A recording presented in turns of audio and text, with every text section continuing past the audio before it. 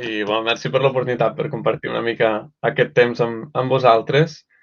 Merci a la Rosa també per organitzar tot això i al Ramon de l'Antoni Torroja també, que és el que va ajudar també a coordinar tot això. Una miqueta perquè entengueu d'on vinc.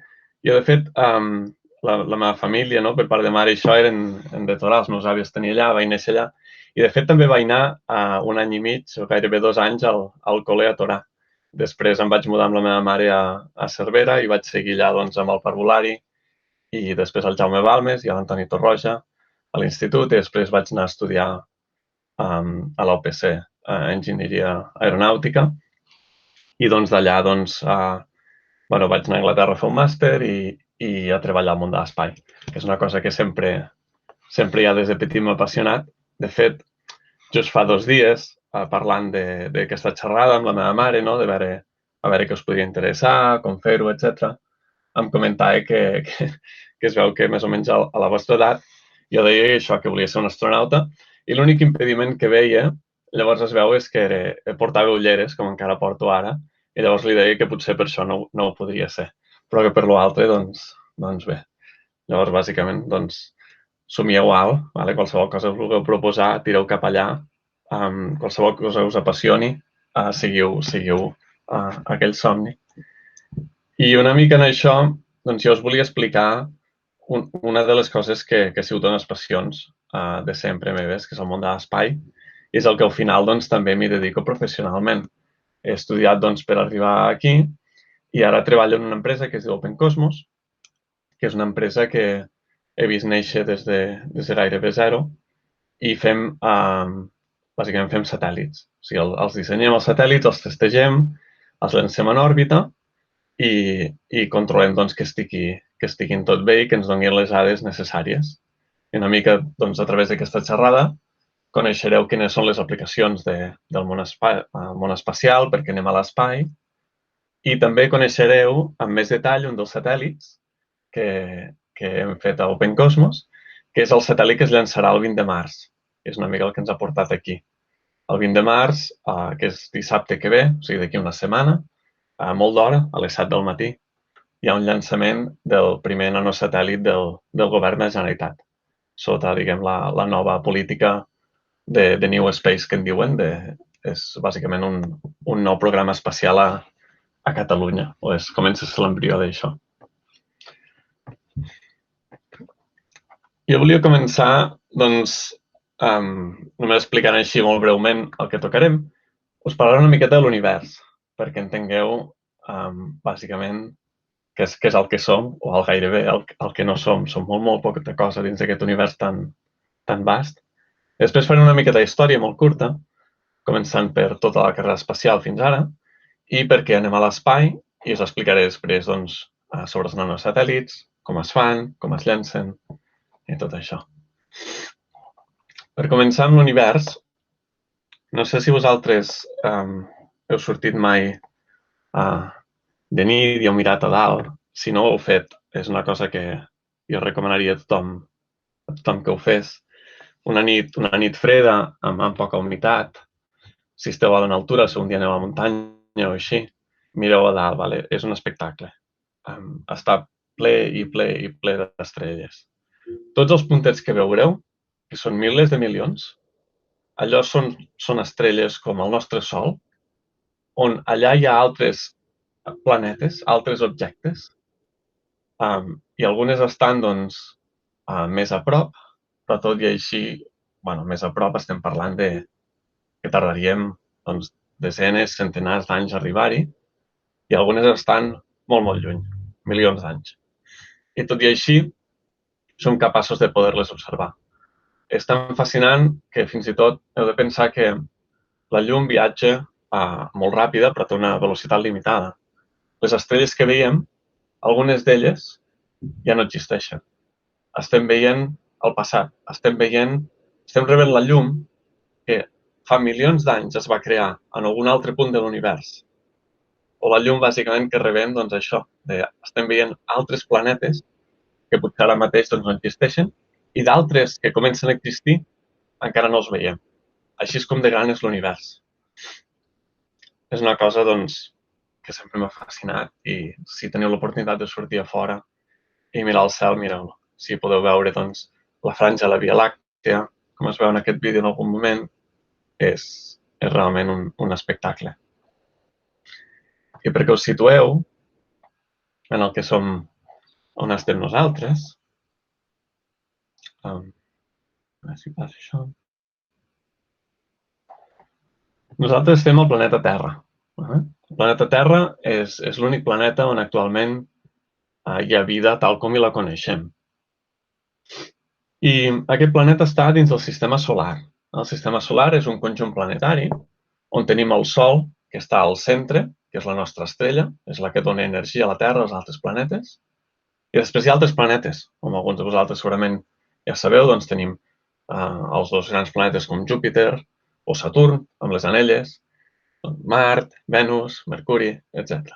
Tots aquests giren al voltant del Sol. Llavors, tot aquest sistema solar està en el que es diu la Via Làctea, que és la nostra galàxia. Dins de la Via Làctea hi ha milers d'altres sistemes solars. O sigui, com el nostre sistema solar amb la Terra, Venus, tot això, n'hi ha de milers. I tots aquests giren al voltant del centre de la Via Làctea, que hi ha un forat negre. Un forat negre és un objecte que té molta massa. És com milions de sols. I llavors tot gira al seu voltant.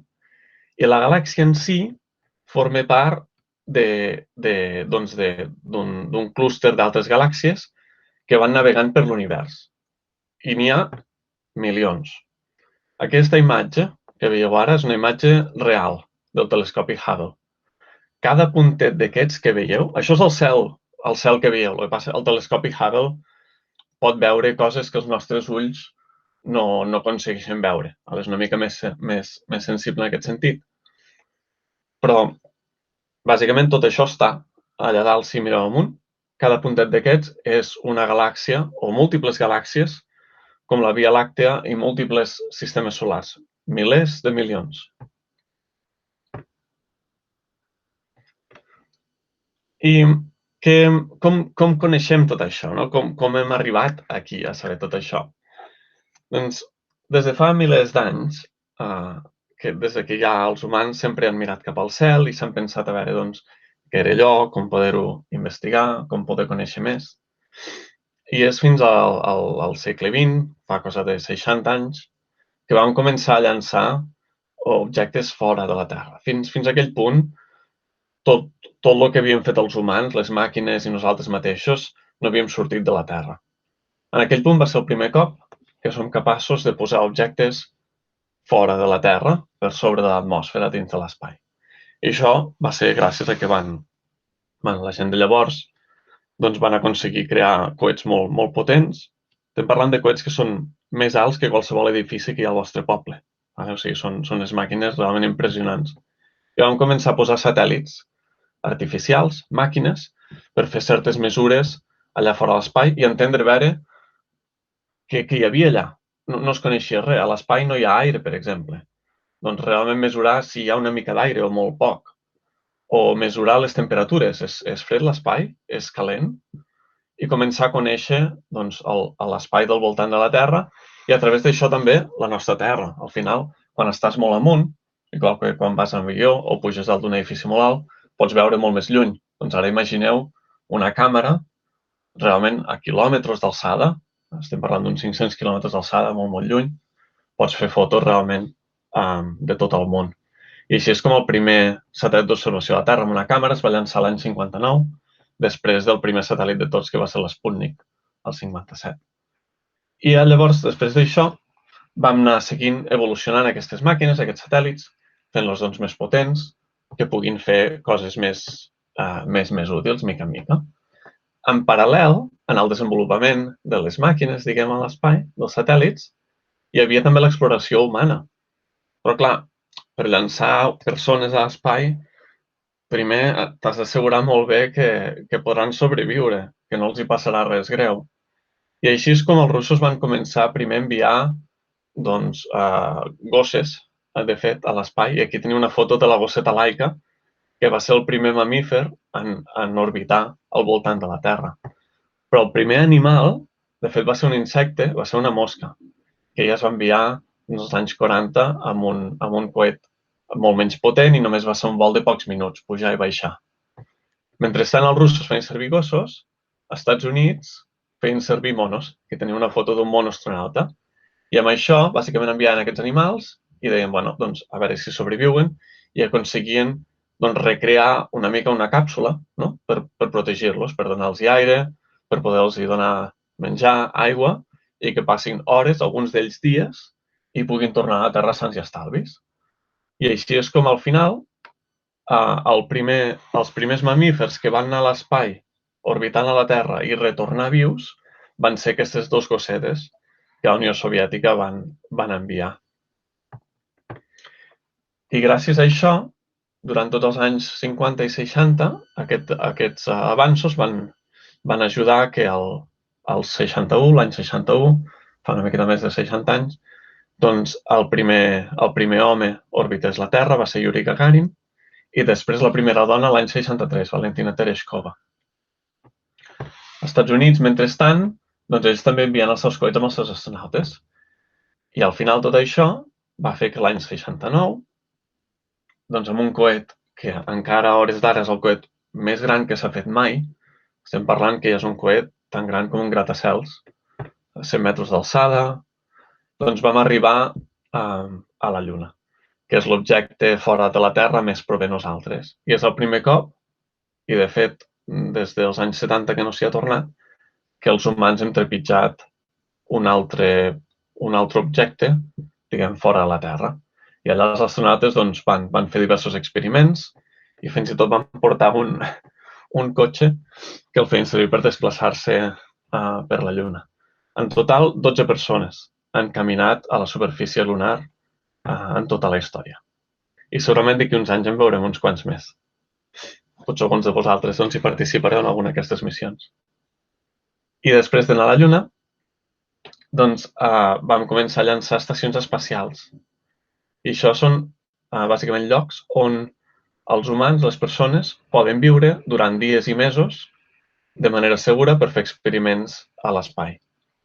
I durant totes les vostres vides, sempre que heu estat vius vosaltres, de fet des de fa uns 20 anys, hi ha hagut sempre astronautes a l'espai, cada dia, cada hora. Concretament a l'Estació Espacial Internacional, que és aquest objecte d'aquí. Orbita uns 400 quilòmetres i sempre hi teniu més o menys uns 6 astronautes a bord fent recerca. I per què anem a l'espai? Doncs mireu, a l'espai hi anem pel nostre futur, per avançar la ciència i la tecnologia.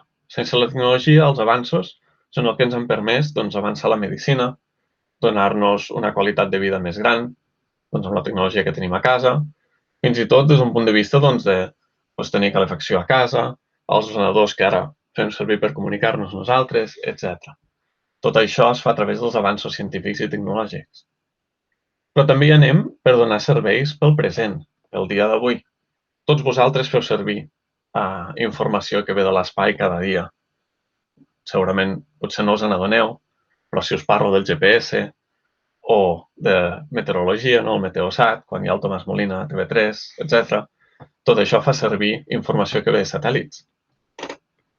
Una altra cosa que fem servir als satèl·lits és per observar l'univers. Aquest és el telescopi Hubble, que us parlava fa uns minuts. És un dels telescopis que ha donat imatges més impressionants, de fet, en quantitat i qualitat. Imatges com aquesta. És una imatge de Saturn, és una imatge real. I aquí es va demostrar que hi havia aurores boreals a Saturn, igual que hi ha aurores boreals a la Terra. O podem veure això, com a milions d'anys llum, o sigui, realment molt, molt lluny, una estrella que va explotar es veia aquí com el núvol de gas al seu voltant es anava expandint al llarg de 2 anys. L'espai tampoc està tan lluny. Moltes coses es poden observar, de fet, les podeu observar vosaltres. Aquesta és una foto que vaig fer, de fet, jo. Si algú té telescopis, mireu d'aprendre a fer astrofotografia. Si no, podeu anar a observatoris com el d'Àger, etc., per poder observar l'espai. Realment val molt la pena. Anant una miqueta més a prop, podem observar el nostre sistema solar, concretament aquesta és una foto real del Sol. És una foto que nosaltres amb els nostres ulls no podem veure. Pels telescopis així sí que som capaços de veure aquest detall del Sol i podem descobrir, doncs, això, com el Sol crea aquesta energia que nosaltres fem servir per viure. És l'energia que escalfa la Terra, és l'energia que ajuda les plantes a fer la fotosíntesi i al final, doncs, les plantes nosaltres ens les mengem, els animals se les mengen, és bàsicament el combustible del món. I també ens ajuda a entendre més això, com aquesta energia s'ha creat per intentar-ho reproduir a la Terra i crear doncs, noves maneres de generar energia sense combustibles fòssils per aconseguir una Terra més sostenible sense cremar doncs, petroli o carbó, com és, per exemple, la fusió nuclear, que s'està investigant i que jo espero doncs, dins de la nostra vida que ho veiem ja com una energia ja comercialitzada, tal com és ara ja l'energia fotovoltaica o l'eòlica. Un altre exemple de coses que podem veure des de l'espai és el canvi climàtic. Segurament molts de vosaltres ja coneixeu els efectes del canvi climàtic. Hi ha un escalfament a la Terra que provoca doncs, que el gel vagi desapareixent, que el nivell del mar pugi. I en aquest vídeo us ensenyaré unes quantes imatges d'alguns d'aquests efectes que hem pogut anar observant des de la Terra.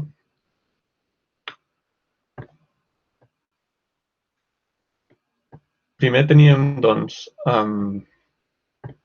aquí ja veieu un glaciar que veureu com al llarg dels anys, bàsicament, es va disminuint. Vale? Estem parlant que al llarg de pocs anys aquest glaciar va perdent gel. Això és una cosa que amb els satèl·lits podem anar veient en el nostre al dia a dia, anem tirant fotos, però sembla que no sé si esteu rebent el vídeo o no. Ara. Sí que ho hem vist, sí, Jordi, ho anem veient, sí. Perfecte.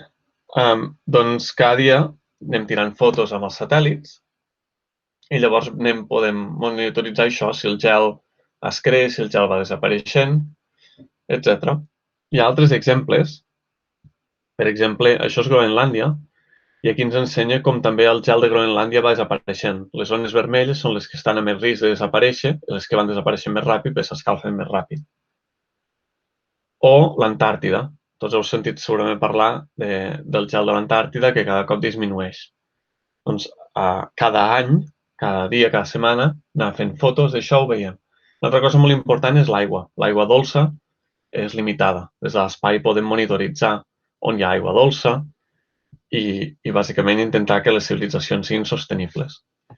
O bé, doncs, la temperatura del mar i el nivell del mar, també. Si en unes zones puja o baixa i, per tant, poder protegir doncs, les zones costaneres o planificar a veure on podem construir i, sobretot, intentar revertir doncs, els efectes del canvi climàtic que hem provocat al final els humans a base de cremar combustibles fòssils, doncs ara ja fa uns 100 anys.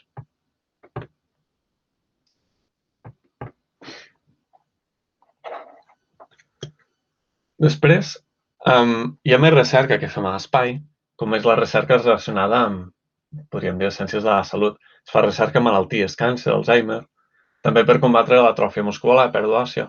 Podem pensar que els astronautes que estan allà dalt estan en microgravetat. Nosaltres aquí hi ha gravetat, que és la que ens manté tocant de peus a terra, però allà dalt estan flotant. I això fa, doncs, al final, els músculs, si no els fas servir, doncs s'atrofien, vas perdent massa muscular.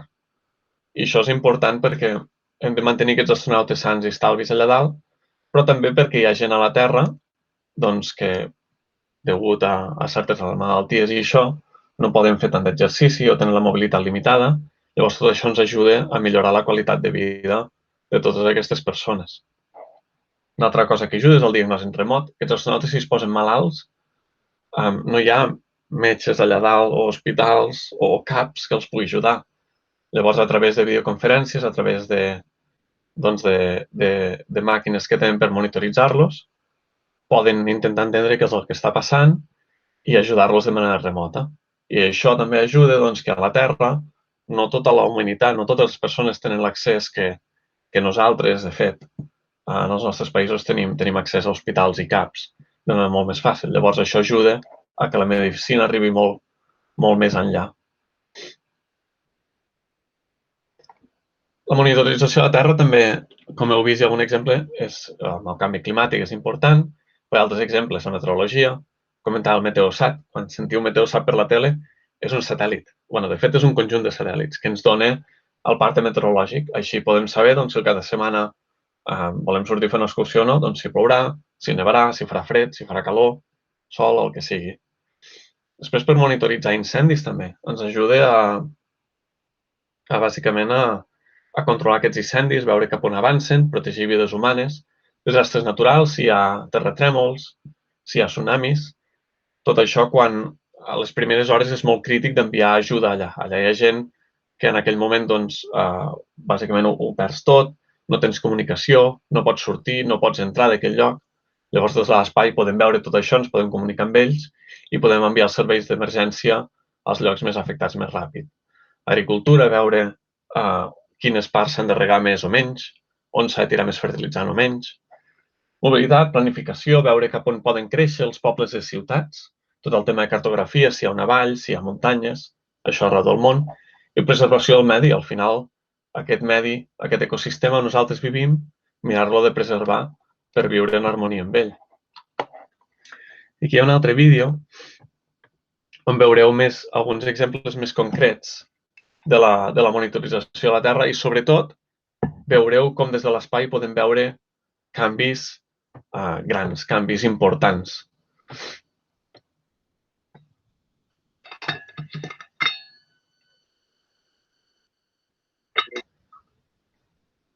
El primer exemple és el mar de Aral. El mar de Aral està a Àsia i és un mar, bàsicament, que s'ha assecat amb el temps. Els humans hem extret tanta aigua d'aquest mar que l'hem aconseguit assecar. En qüestió de pocs anys podeu veure la diferència. A l'esquerra hi havia un mar, a la dreta, al cap de 14 anys, aquest mar ja no hi és. Evidentment, tot amb l'impacte que té això a l'ecosistema local, la meteorologia local, els animals i la gent d'allà. O bé formacions d'illes. L'any 2007 no hi havia una illa aquí, just davant del Iemen, i el 2011 un volcà va fer que cresqués una illa del no-res. O bé l'increment d'agricultura que hi ha a l'Aràbia Saudí en un desert. Allà, al desert, aparentment hi ha aigua, però sota del desert sí que hi ha aigua. N'hi ha bastanta i amb això han pogut crear agricultura. Però s'ha de vigilar que sigui sostenible, que no facin servir més aigua que la que l'ecosistema els hi pot donar, perquè llavors poden tenir sequeres. O bé, com hem vist, hi ha un exemple abans, els glaciars. Els glaciars estan retrocedint a tot el món. On abans hi havia gel, ara hi ha aigua o, en alguns casos, simplement terra. Aquí és un cas del Parc Nacional de Yellowstone, als Estats Units, on l'any 88 hi va haver uns incendis molt grans. Tot això en vermell són zones que es van cremar. I el 2016 ja podíem veure com els arbres de la vegetació havia crescut.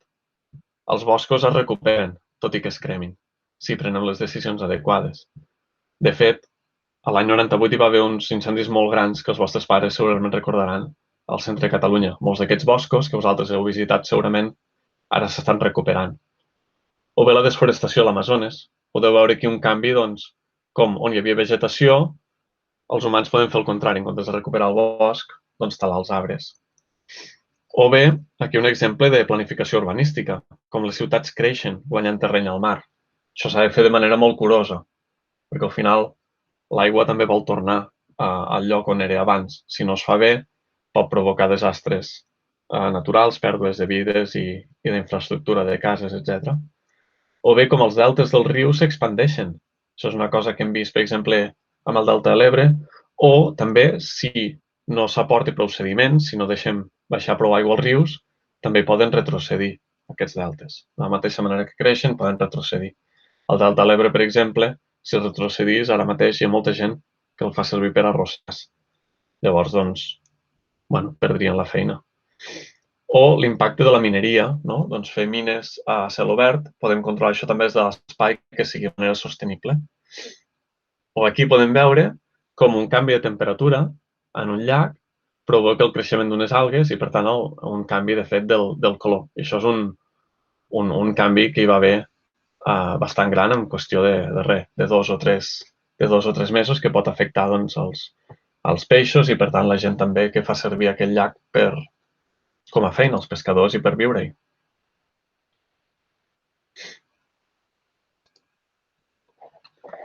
I per últim, hi ha els altres tipus de serveis, que és com navegació. El GPS, tots el coneixeu, l'heu vist en cotxes, que ens ajuda bàsicament a anar de punt A a punt B. O bé portar internet a zones remotes. Hi ha llocs que no hi ha connexió de mòbil ni wifi. Llavors, des dels satèl·lits podem donar connexió.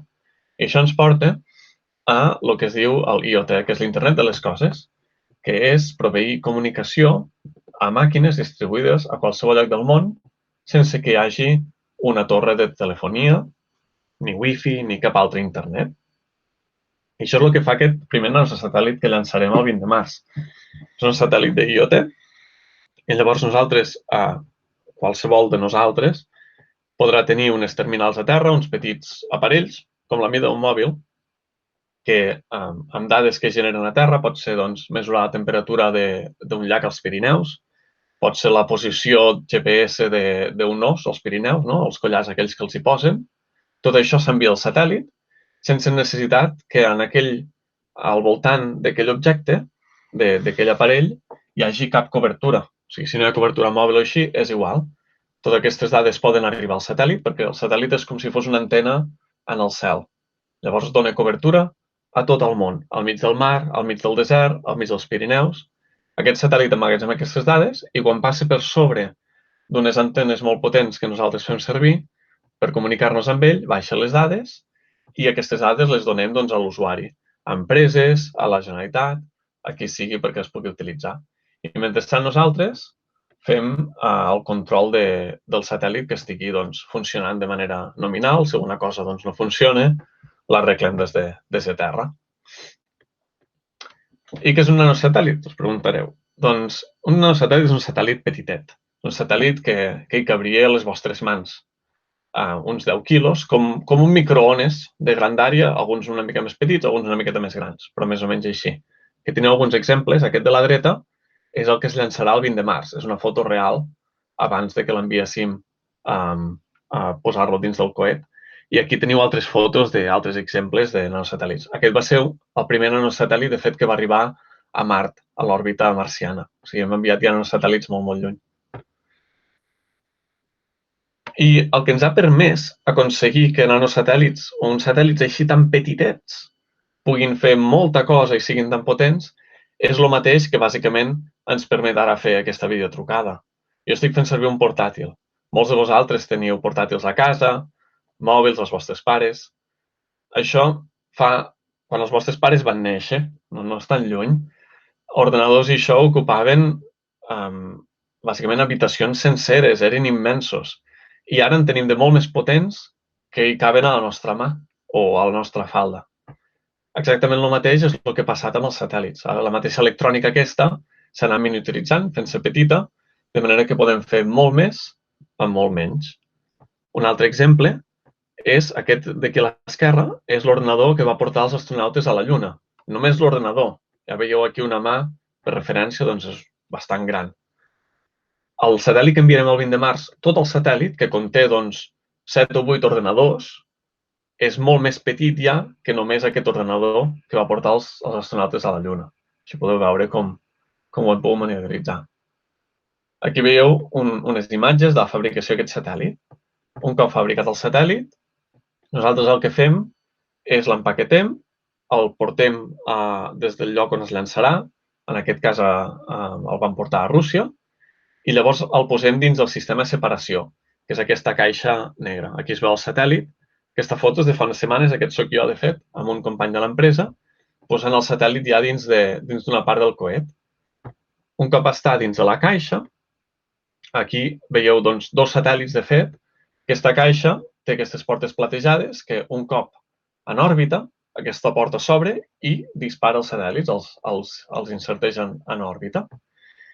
I aquesta caixa plena de satèl·lits és la que després s'integra amb el coet. Aquesta caixa negra és la que veieu aquí, aquest quadrat d'aquí. I això són altres satèl·lits més grans, de diferents tamanys, que hi ha a dalt del coet. Això és la part del coet, aquí darrere podeu veure un altre tros, i això és el que va, diguem, a la part de dalt de tot del coet. I perquè veieu com s'insereixen els satèl·lits així, he pensat que seria una bona idea ensenyar-vos un vídeo que ensenya molt bé totes les etapes d'un llançament, incloent imatges reals de la inserció de satèl·lits en òrbita, que és una cosa que no es veu tot sovint. I, per tant, he pensat que podríem fer un llançament tots junts. No sé si heu vist mai un llançament en directe. Si no l'heu vist mai, el dia 20 de març, el dissabte, a les 7 del matí o així, estigueu atents a les notícies els dies abans i connecteu-vos i veureu el llançament aquest en directe. Però perquè sapigueu el que us podeu esperar, doncs anem a fer un llançament ara d'un coet similar. Si heu vist mai un llançament, veureu que sempre hi ha un compte enrere. I llavors, quan s'arriba bàsicament a 0, el coet despega. Jo us volia convidar que féssiu el compte enrere amb mi i anem a llançar uns quants satèl·lits en òrbita. Què us sembla?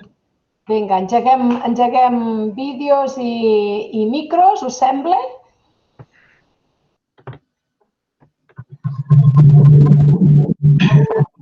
Vinga, doncs. Començarem des de 10, anar baixant en ordre, d'acord?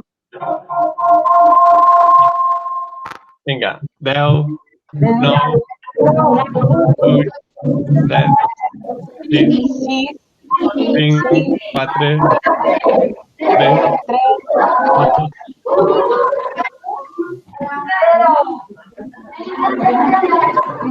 2, una mica de retard.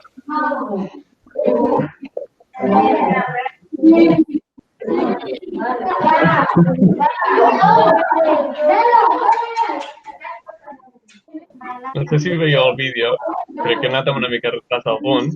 Es veu, sí. És un coet indi que en aquell moment va llançar 104 satèl·lits en òrbita, que era el rècord del moment. I aquí veureu com hi ha parts del coet que es deixen anar a mesura que el coet va cremant combustible, doncs hi ha parts que es van desprenent per tal que el coet pugui seguir cap a l'espai, però arrossegant menys massa, no? Tot el que són els tancs allà que no tenen combustible i cauen a la Terra. Aquí veureu una separació d'una etapa. Bàsicament el coet, això, es va desprenent de trossets fins que es queda només amb la part de dalt de tot, que és la que porta els satèl·lits, que és aquella que és en groc a les abans a la dreta. Aquesta separació d'etapes es veu molt bé. Veieu aquí la part rodona de dalt del tanc de combustible i aquí és quan comencen a haver-hi les separacions dels satèl·lits. Veureu primer un satèl·lit gran, que és aquest daurat, i després es llança un de més petit, un altre més petit. Veiem la curvatura de la Terra i tota la Terra. Això són imatges reals que es van gravar durant aquell llançament des de l'espai. I ara aquí veureu altres satèl·lits més petitets van inserint-se en òrbita, com van sortint. Aquests satèl·lits que veieu ara mateix, aquests punts blancs, són del mateix tamany que el nanosatèl·lit que es llançarà el 20 de març. I es llancen, com veieu, en pocs segons de diferència. Això és a temps real. Se'n llança un, al cap de 5, 6, 10 segons se'n llança un altre. Contínuament, un darrere l'altre. En aquest cas, fins a 104 satèl·lits es van llançar en el mateix coet. Un cop el satèl·lit aquest es llança i s'insereix en òrbita, surt així rodolant, nosaltres el que fem és, obtenes que tenim a terra, i intentem contactar amb ell, a veure que el satèl·lit hagi arribat bé en òrbita. Un llançament és una cosa bastant forta, vibra moltíssim, llavors ens hem d'assegurar que el satèl·lit hagi arribat en òrbita d'una peça, que no hi hagi res que s'hagi trencat. Un cop l'hem contactat, el que fem és estabilitzar aquest satèl·lit. Com veieu, estan girant, doncs el que fem és que es quedi quiet apuntant en un cert punt per tal que llavors pugui començar a rebre energia del Sol amb els panells solars i comunicar amb ell d'una manera més ràpida. Un cop hem estabilitzat el satèl·lit, comprovem que tots els sistemes estiguin bé, que els ordenadors funcionin bé, que les temperatures no estiguin ni molt calent ni molt fred. Heu de pensar que a l'espai pots arribar a temperatures de de menys 200 graus. La temperatura més freda que nosaltres veiem a l'hivern potser són menys 5, menys 10. Estem parlant de menys 200 a fora a l'espai quan el sol no hi toca, o quan el sol hi toca estem parlant de 100 o 100 i pico, que és més que el que bull l'aigua. O sigui, realment l'electrònica és complicat que funcioni bé en aquests paràmetres. Llavors hem d'assegurar que estigui tot bé. Un cop sabem que el satèl·lit funciona de manera nominal, passem ja a engegar els instruments, el que seria la càmera, i fer fotos, o en el cas del satèl·lit que es llançarà el 20 de març, que per cert es diu Enxaneta, no sé si ho heu vist a la televisió, però nens i nenes de Catalunya van proposar noms i, de fet, al final els finalistes van ser 5 nenes, van proposar el nom d'Enxaneta. Doncs, en aquest cas, l'Enxaneta engegaria un sistema de comunicació, un sistema de radiofreqüència per rebre aquestes dades que us comentava de terra, per actuar com a antena al cel, bàsicament.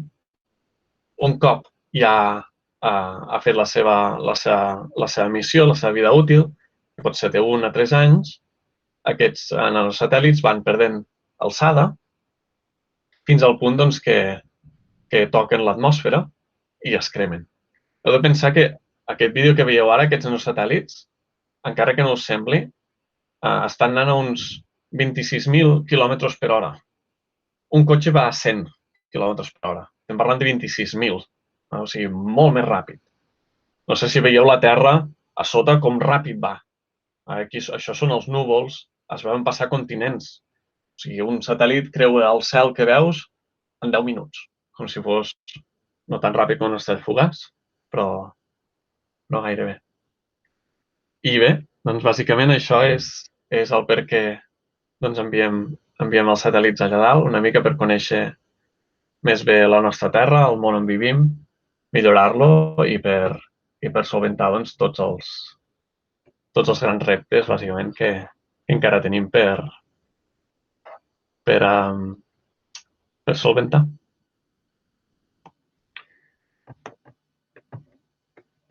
Tots els satèl·lits en òrbita, 104 satèl·lits he vist. Doncs no ho sé. 104 satèl·lits. Sí, 104 satèl·lits.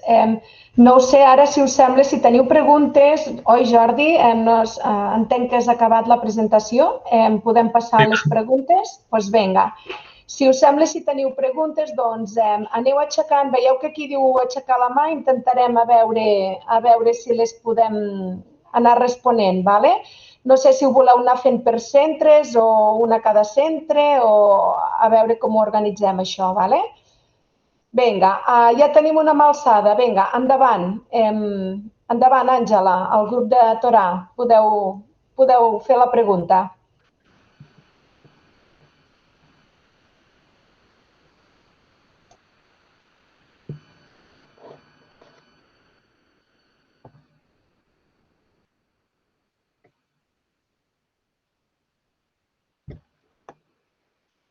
Heu d'obrir el micro.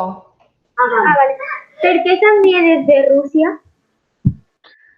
Doncs hi ha molts pocs països que tinguin la capacitat d'enviar satèl·lits o inclús humans a l'espai. És una cosa realment molt, molt difícil.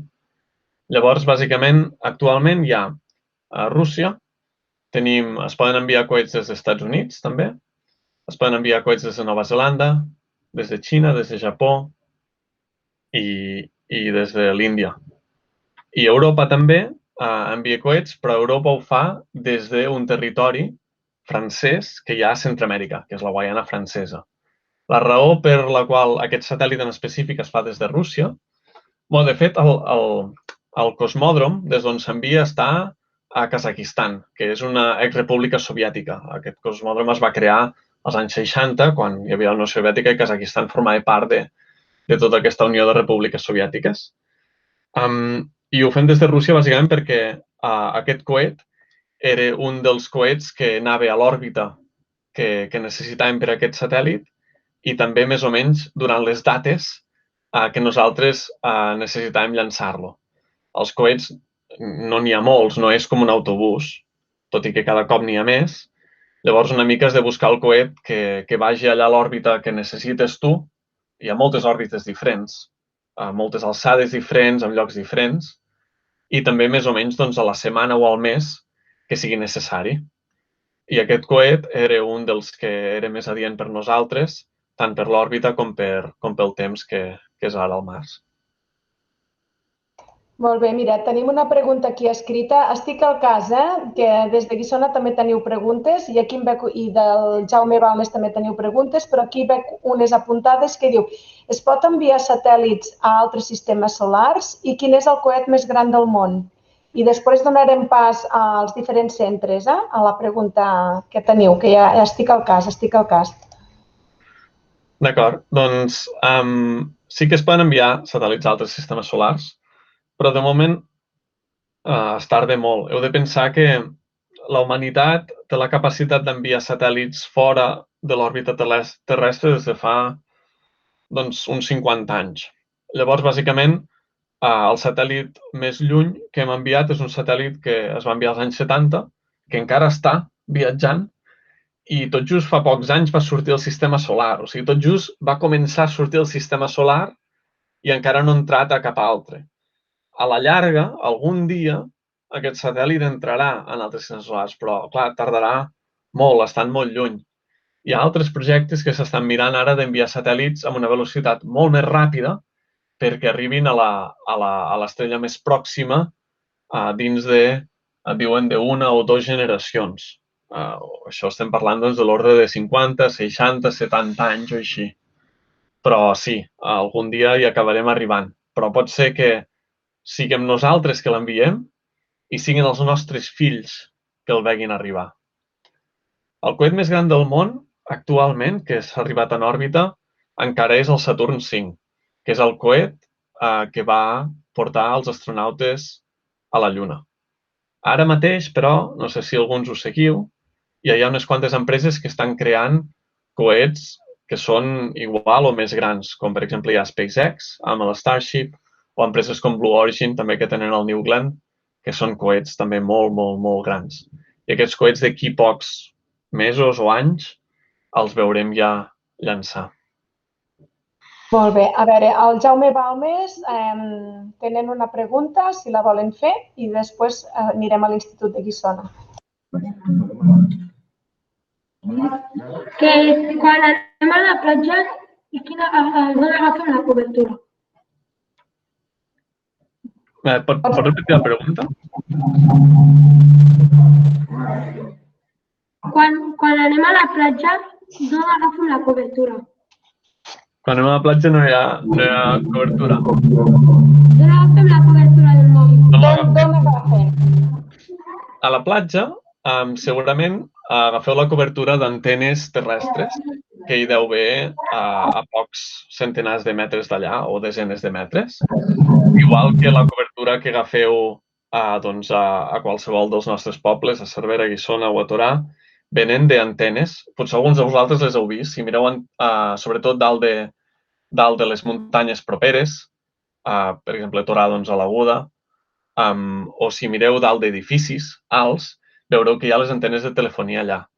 Tots els mòbils que fem servir actualment agafen cobertura d'antenes terrestres, però ara mateix ja s'està estudiant perquè alguns aparells i això en un futur puguin comunicar-se directament amb satèl·lits. Actualment hi ha alguns, però encara són molt cars. Però ara, amb les noves tecnologies, cada cop més va ser més possible. I jo crec que d'aquí uns anys ja començarem a tenir dispositius que es connectaran, anys. De fet, els primers seran ja dies. Amb aquest nanosatèl·lit ja tindrem dispositius de la mida d'un telèfon que es poden connectar amb aquest satèl·lit, però encara en una fase, diguem, més preliminar. I d'aquí uns anys, anant afegint satèl·lits, en tindrem. És una cosa que serà molt més comú amb tothom. Anem al Faust i Esteve, que també tenen una pregunta. Vinga, ja podeu activar el micròfon i fer la pregunta. Vinga. A quin mar caurà la cel·la? A quina altura caurà? A quin mar? A veure, no he entès la pregunta. A quina altura caurà? No, a quin mar caurà el satèl·lit? A quina altura es llançarà? A quin lloc arribarà? A quin lloc arribarà, com caigui. A quin oceà arribarà quan caigui, diu. Doncs aquest nanosatèl·lit el posarem en òrbita i al cap d'uns anys, uns 3-5 anys o així, quan torni a caure a la Terra, es cremarà. No arribarà al terra, es vaporitzarà. O sigui, l'únic que es veurà és com si fos un estel fugaç, com si fos un meteorit, però no arribarà cap part sòlida a tocar el terra. Hi ha una pregunta que diu si és veritat que hi ha diferents sons en els planetes. Sí, suposo... Sí, bàsicament el so es transmet a través d'un medi. Aquí mateix, doncs, com estem parlant nosaltres, a través de l'aire que hi ha al nostre voltant, que podem respirar. En altres planetes, l'aire a la Terra està compost majoritàriament per nitrogen i oxigen. En altres planetes, aquesta composició de l'atmosfera pot ser molt diferent. Hi ha planetes on, per exemple, la gran majoria de l'atmosfera és metà o altres gasos. Llavors, els sons es transmeten d'una manera una mica diferent. De la mateixa manera que quan aneu a la piscina o així et poses sota l'aigua, si crides, el so es transmet diferent que com el sents per l'atmosfera. S'està transmetent llavors per l'aigua. Doncs en aquest sentit passa el mateix. I de fet, busqueu ara tots per internet, hi ha un robot que ha arribat a Mart fa cosa d'unes setmanes, que és el Perseverance de la NASA. Aquest robot porta micròfons i ara mateix ja s'han publicat sons de lo que el robot sent al seu voltant a Mart. I podem sentir, per exemple, el vent marcià, que és una cosa que no havíem sentit mai. Els nens del Jaume Balmes es pregunten si algun nanosatèl·lit ha fallat mai. Sí, nanosatèl·lits, satèl·lits, coets... L'espai és una cosa bastant difícil d'aconseguir que les coses funcionin bé. Llavors hi ha hagut fallades en el passat per diverses raons. Una part, la primera que pot fallar és el coet en si. Els coets avui en dia són bastant ja segurs. De fet, aquest que fem servir nosaltres, que és el Soyuz, és un coet que té 50 anys d'història i és un dels més fiables que hi ha al món. Però tot i així és una cosa difícil arribar en òrbita. Després tenim el satèl·lit en si. Un cop dalt de l'espai, l'ambient és molt hostil. Hi ha radiació, és com si estiguessis dins un reactor nuclear. Hi ha radiació, fa fred, fa calor. Llavors, hi ha hagut alguns casos que els satèl·lits han fallat prematurament. A l'Escola Sant Gil teniu la mà alçada, no? Teniu alguna altra pregunta?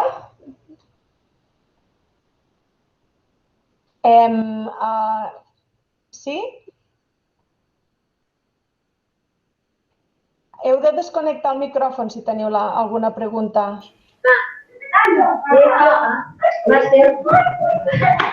Un moment. Què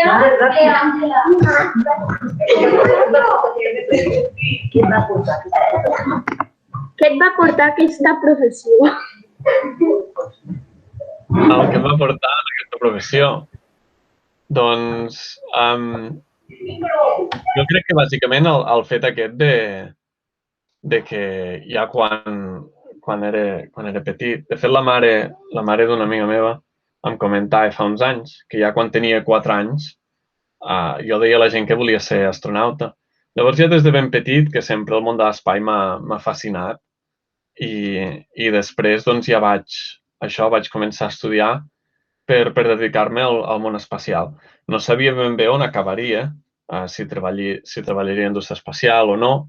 És realment una cosa doncs, complicada també accedir-hi, però bàsicament és el que em va portar aquí, la fascinació pel món espacial i en general jo crec que és també la curiositat, no? Al final és ser curiós, intentar entendre el perquè les coses, per què funcionen i tot això és el que et porta doncs, a fer a treballar, a fer una professió doncs, que realment aportes tot el dia doncs, descobrint, coneixent, aprenent coses i que és molt, molt gratificant. Faus i Esteve, teniu mà alçada una pregunta també? Sí, Ets el primer de la teva família que treballes amb satèl·lits? Sí, sí. La meva família, fins ara, la meva família, els orígens, bàsicament la meva família per part materna i això, treballaven en temes de l'obra. El meu avi era paleta i en general pagesia, com segurament moltes famílies encara o avantpassats nostres. I jo sóc el primer que ha estudiat una carrera aeronàutica, una carrera així tècnica i doncs després s'ha dedicat al món espacial. Pregunten des del Jaume Balmes si t'agradaria viatjar a l'espai o prefereixes més treballar des del terra? M'agradaria viatjar a l'espai, sí. Jo crec que és una cosa... He conegut diversos astronautes i quan parles amb ells diuen que... I això són gent molt preparada. Es preparen molts anys per pujar allà dalt, però que quan veus la Terra des de tan amunt, no? Te n'adones... Veus la Terra com un tot. Nosaltres estem acostumats a veure la Terra, doncs, ara uns trossets aquí, de territori, uns trossets allà. Però allà és quan te n'adones que la Terra és una bola, és un objecte, és la nostra nau espacial, que tot està allà. Des d'allà dalt no es veuen ni fronteres, ni països, només veus doncs, terra, veus aigua i bàsicament te n'adones això, que és tota la nostra nau espacial, tota la humanitat, tots els animals, la vegetació, tot el que coneixem de vida, està tot allà contingut. I és una cosa realment que et canvia la perspectiva. I jo crec que ha de ser una cosa increïble de poder veure això i m'encantaria poder-ho veure. El grup de la Paula Rosa té la mà aixecada quan vulgueu.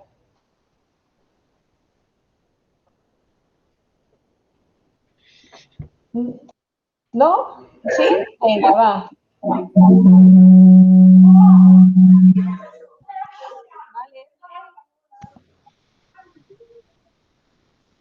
Doncs volíem preguntar si és possible que els astronautes en un futur puguin anar més enllà del sistema solar.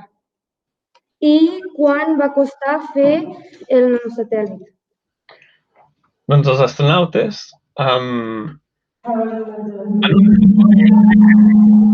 encara molt temps, però ja enviar astronautes més enllà del sistema solar requeriria doncs, molts anys de viatge. Llavors, encara a hores d'ara, generar, per exemple, doncs, tot el menjar, mantenir-los en vida també, perquè al final una cosa que no sé si sabeu, però la Terra hi ha tot un camp magnètic que ens protegeix de la radiació solar i de la radiació que ve d'altres estrelles més lluny del Sol. Tot això, clar, quan surts fora de la Terra amb una nau espacial, perds aquesta protecció. Llavors també hem d'aprendre a veure com protegir els astronautes a la llarga, no? En un viatge que duri segurament anys. Però jo crec que de la mateixa manera que els humans hem sigut capaços de viure en llocs que fa molt fred, que sense una casa i calefacció no hi podríem viure, i hem après a fer aquestes cases, aquesta calefacció, a aïllar-nos i poder viure en aquests llocs, aprendrem també com aconseguir anar més enllà. Però tardarem molts anys. Jo no sé si més enllà del sistema solar no crec que ho veiem nosaltres. Potser dins del sistema solar, a la Lluna i Mart, segurament sí. Més enllà no ho crec. Però en algun moment, en el futur, jo crec que sí que passarà. I en el cas del satèl·lit, doncs mira, aquests satèl·lits, el cost pot anar des de l'ordre de $500.000 d'euros, els més petits o més simples, després pots anar a 1 o 2 o 3 milions d'euros, més o menys. Dins d'aquest ordre, de $500.000 doncs, cap a alguns milions d'euros. Anem a tancant i fem les últimes preguntes ja. A veure, l'Escola de Sant Gil té la mà alçada. Endavant. Creus que algun dia es podran fer viatges turístics a la Lluna o a l'espai? definitivament sí. I estem molt a prop a fer-los. De fet, d'aquí pocs mesos veureu el primer viatge d'un noi japonès al voltant de la Lluna. No baixarà baix a la Lluna, però al voltant de la Lluna. I conjuntament amb ell, de fet, ara mateix, gent de tot el món s'hi pot inscriure i triaran gent perquè l'acompanyi. I això són gent que no són astronautes professionals. Aquest noi simplement és un artista. I després d'ell hi haurà també una altra missió de gent que no són astronautes professionals que pujaran a l'Estació Espacial Internacional. I no serien els primers, de fet. Ja hi ha hagut turistes a l'Estació Espacial Internacional passant algunes hores o dies allà dalt. I és una cosa que veurem més i més. O sigui, ara ja d'aquí pocs, estem parlant setmanes, mesos, ja començarem a veure gent a pujar a l'espai que no siguin astronautes professionals. Hi ha dues preguntes al xat. Quin tipus de radiació hi ha a l'espai i quant de temps tarda un nanosatèl·lit a arribar al seu destí? Doncs radiació, hi ha diversos tipus de radiació. Una d'elles és bàsicament una radiació que és com si... Imagineu, per exemple, com a analogia, no? Quan aneu a la platja i així us heu de posar crema solar perquè si no una exposició llarga al sol us fa mal a la pell. Doncs coses similars passa a l'espai amb l'electrònica. Tota aquesta radiació provinent del sol i això pot acabar espatllant l'electrònica. Això és una radiació, radiació ionitzant, que als humans el que provoca és provoca canvis a l'ADN humà i, per tant, quan les cel·les es repliquen, si són sanes, es repliquen de manera exacta i igual, però si no repliquen de manera exacta i igual és quan, per exemple, càncers apareixen. Llavors, la radiació el que pot provocar en humans és que l'aparició de càncer s'acceleri. I després hi ha un altre tipus de radiació que és com unes partícules molt petites que viatgen molt ràpid per l'espai, que tenen molta energia i que són com bales. És com si aquella partícula toca en alguna part crítica de l'electrònica, la pot espatllar. I són partícules que generen sobretot en explosions d'estrelles molt, molt lluny o en efectes així d'intercanvis energètics molt grans a l'univers. Anem a l'Escola Faus i Esteve. Si vol fer la pregunta, ja seria l'última, potser, perquè són les 12. Bueno, per mi no hi ha tard, no sé tu, Jordi, però... Vinga. Uns minuts més, si voleu. Vinga, va. Hi ha algun projecte perquè visquin persones en un altre planeta? Sí, n'hi ha uns quants. És una cosa que es porta temps investigant. Hi ha bàsicament podríem dir, dues opcions. Com a planeta, només a Mart, però també hi ha hagut estudis d'hàbitats a la Lluna. De fet, si busqueu, hi ha un equip, de fet, català, que va presentar fa poc un concepte de ciutat a Mart, que es diu NUVA, N-U-W-A, crec que es diu, i veureu vídeos on expliquen com els humans podrien viure a Mart de manera sostenible. Són de moment tot conceptes, però tots aquests conceptes ajuden a crear, a avançar aquesta tecnologia que últimament ens permetrà mantenir humans sans i estalvis en aquests llocs on de moment no hi podríem estar. L'Escola de Torà, que té la Malsada.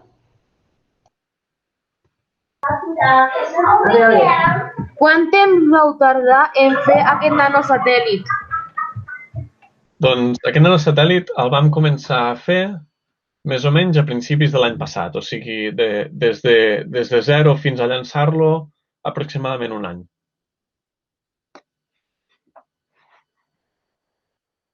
Perquè tinc una referència, hi ha satèl·lits, els satèl·lits més grans poden tardar 10, de vegades 15 anys a fer-se. En altres, amb aquests satèl·lits petits, els podem fer això en mesos, un any. Molt més ràpid. Hi ha alguna altra pregunta? Més mans alçades? Jo crec que el Jordi ens hauríem de desconnectar el micro i li hauríem de donar un fort aplaudiment. Què us sembla? Ho fem o què?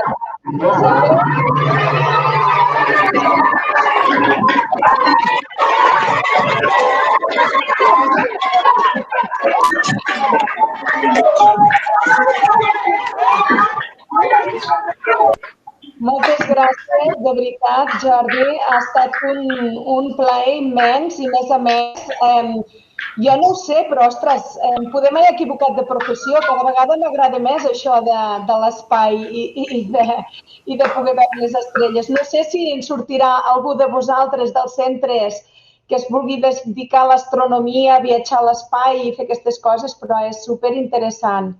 Agrair-te moltíssim, Jordi. És un plaer. Jo crec que ho hem entès molt bé perquè podia haver parlat amb uns termes molt més científics i crec que ens n'hem assabentat molts tots, almenys jo me n'he assabentat molt. O sigui que agrair-te la iniciativa de part de tots i agrair-vos les preguntes que heu fet vosaltres, perquè la veritat que també han estat molt ben fetes i han aclarit molts dubtes. O sigui que bona feina des dels centres. I tant. Moltes gràcies i merci per compartir aquest temps. Molt bones preguntes, com diu la Rosa. I estem en contacte. Bé, doncs vinga. Moltes gràcies a tots. Ens veiem. Que vagi molt bé. Adéu. Adéu.